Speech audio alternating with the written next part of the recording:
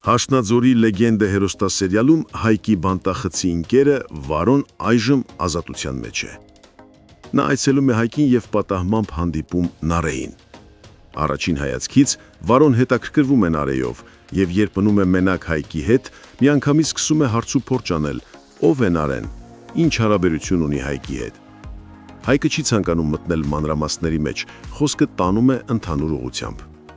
Քիչ անց նրանք երկուսով գնում են Վարոյի մոր գերեզմանին։ Այստեղ Հայկը իմանում է, որ Վարոն մնալու տեղ չունի։ Նա առաջարկում է Վարոյին տեղափոխվել և ապրել իր տանը։ Վարոն ընդունում է այդ առաջարկը։ Նարեն այս ընթացքում հոգեպես սպառված ու հուսալքված Արմոյի շարունակական շանտաժներից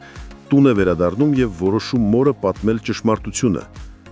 Նա ասում է, որ այն ամենը, ինչ իրենք կարծում էին Հայկի ընտանիքի մասին, իրականությանը չի համապատասխանում։ Իրականում Աշոտը Հայկի հայրը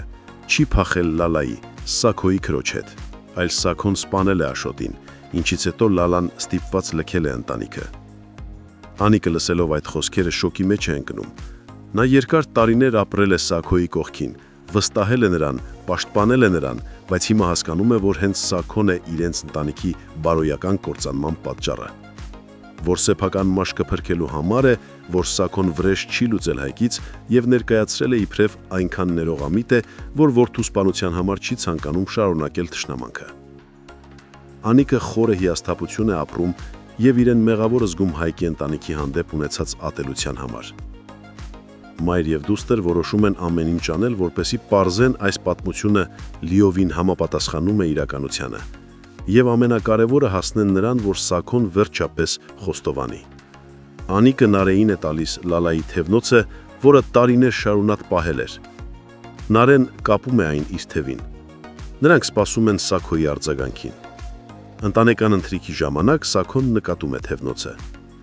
Նրա պահվածքը միանգամից փոխվում է։ Աչքերը լայն բացված հարցեր է ուղղում Նարեին, թե որտեղից է ձեռք բերել այդ ջարդը։ Նարեն պատասխանում է, որ դա Լալայի թևնոցն է։ Այդ պահին խոսակցությանը միջամտում է նաև Անիկը, հանգիստ ու դիտողաբար հարցնելով, թե եթե դա ընդամենը թևնոց է, ապա ինչու է Սաքոն այսքան խառնված իրար։ Սաքոն նյարդայնում է, սակայն փորձում է վերահսկել իրեն։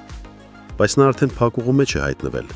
Նույնիսկ ինքը չի հասկանում, թե ինչ է կատարվում իր իսկ տան ներսում։ Հարգելի հետևորդներ,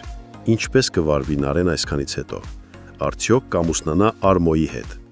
Գրեք մեկնաբանություն։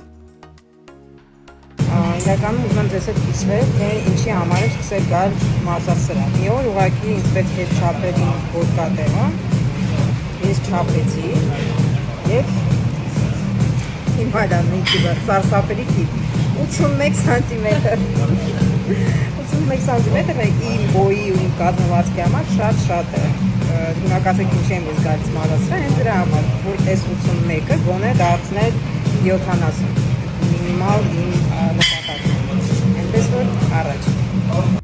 Ես ուզում եմ շնորհակալություն հրապարի հայտնենք թերթը Եմին Արմենիա TV-ին, և մեր համասնականությունքի երկու հասնիճանաբանները մեզ հետ հաշտանում։ Նկարում։ Ախմախ բան ստացել, բայց